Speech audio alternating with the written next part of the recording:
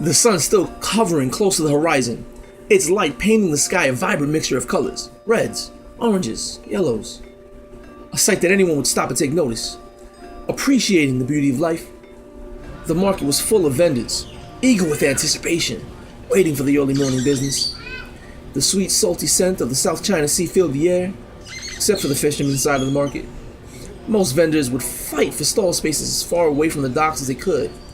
But Aunt May, hers was a stall nearby and it was always busy, even this early in the morning. She made it a point to sell all manner of seafood dishes, every one of them prepared fresh and daily. Further away from the docks and the smell of fish, the street performers were setting up, preparing to win the crowds over to make their daily earnings. A woman was placing her wares on the table, clothing of various colors. She was a seamstress and liked to set up as close to the performers as she could. This day, she had a troupe right next to her stall. She knew the names of almost all the performers, but this troupe was new. She hoped they were good. Her young son would misbehave all day if he wasn't watching a good performance. These performers, all of them, wore brightly colored clothes and had faces painted white, red, and all manner of colors. While the woman was busy setting up, her mind wondering about the future of today, her young child grew closer to the group of painted faces. One of them approached the young boy, knelt down, and looked him in the eye. "Ah! I'm looking into the eyes of a great dragon. Would the great dragon like to watch us perform?" "He would? How wonderful. I'll tell you what, great dragon.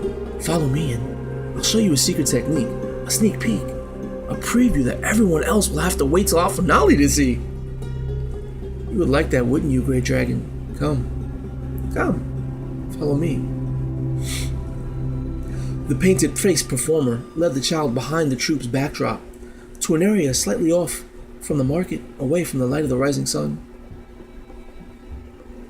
Noticing her son was missing, she looked around in frustration, twisting from left to right, letting out a long sigh. Where could he have gone now? The first place she looked was the nearest group of performers. The troupe of painted faces right next door. Figures who she had not seen before, but she didn't give it much thought, not at first. Her son often had a problem with not sitting still. She just didn't want her boy being an inconvenience to anyone. She walked over to ask one of the painted performers if they knew where her boy had run off. But before she could even say a word, he waved her away, and then a second, and then a third performer. Then, a loud cheer could be heard. Dozens of children laughing and clapping. It came from behind the backdrop. Then, underneath the curtain, she could see her son, crawling. He stood up, laughing, smiling, giggling like any child would, but he was covered in blood. That is the backstory to Fearsome Dragon, a character I am going to be playing in Jarl DM's next one-shot, set in ancient China with a little bit of a twist. This young boy is going to be grown into a young man. He's going to be hunting down the members of this painted-faced troupe, a group of child molesters. He had given his body to the Mugwai, dark souls. These were the dark souls of children, victims of this painted-faced group. They saved him that day, killing that one painted performer, saving him from a fate that really no one should ever experience. So, those spirits were trapped in the darkness, only able to operate in the shadow with this child's help. They gave him power, hellish power, to mercilessly seek vengeance for every child that suffered at the hands of someone who was just full of evil intent. Now as an adult, he's hunting down the last performer, the last surviving member of this troupe. And over the years, along his path of bloody retribution, he's made it a habit to seek vengeance for all manner of innocents. Children, people, women, the elderly. He has a good heart.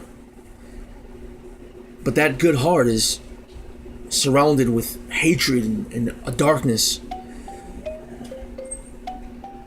No one in the world is pure. Not even the Fearsome Dragon. He's a warlock. Has the pact of the fiend. If you were to see him without his robes on, you would notice a large tattoo on his back. A tattoo of an Oni with its mouth gaped open and tongue sticking out. The tongue would spread both left and right, spiraling down the Fearsome Dragon's arms.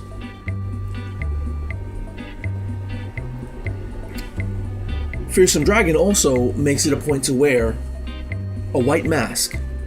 The mask is the skull of an Oni. Where he came across this skull at this point is unknown. But I hope you enjoyed this story. I hope I do justice this character and you have fun watching me play this character in this upcoming one-shot. And I hope you're there watching the one-shot.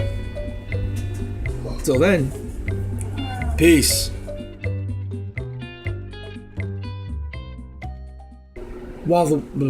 I'm just gonna keep going.